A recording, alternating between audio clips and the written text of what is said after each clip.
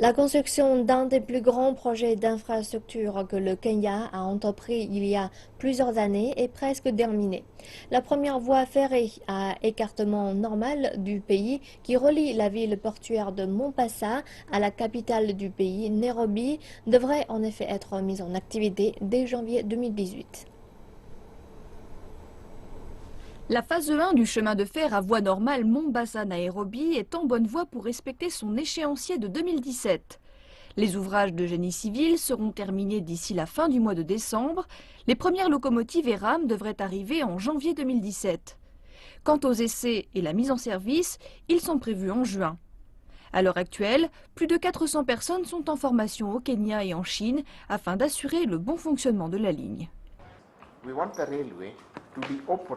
Nous voulons que le chemin de fer soit exploité par des gens de la région bien formés et qualifiés. Nous prenons toutes les mesures pour nous assurer que les gens du pays soient formés. Nous prenons toutes les mesures pour nous assurer qu'ils possèdent les compétences requises, aussi bien dans le domaine de la communication, du matériel roulant ou encore dans l'exploitation des trains.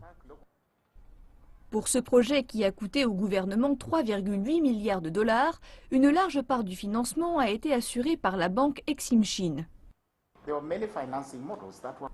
Nous avons étudié de nombreux modèles financiers pour le projet, mais c'est seulement celui de la banque Exim de Chine qui nous a semblé durable, parce qu'ils ont été en mesure de nous donner suffisamment de fonds pour faire toute une section commercialement viable.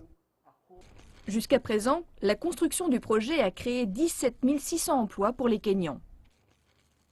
Si tout se passe comme prévu, en seulement 13 mois, le Kenya dira au revoir à son chemin de fer âgé de plus d'un siècle, un système réputé excentrique. Le pays entrera dans une nouvelle ère de voyage ferroviaire qui devrait ouvrir un large éventail de possibilités économiques pour le pays.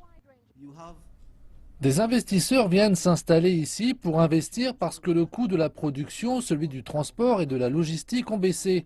Ils viendront délocaliser leurs industries ici, ils créeront des emplois, leurs produits finis seront produits à moindre coût, ces produits seront consommés par les gens du pays. Avec la phase 1 presque terminée, l'attention se porte maintenant sur la phase 2A. Celle-ci vise à relier Nairobi à Naivasha. Elle est toujours dans sa phase de planification et de financement, une étape très controversée.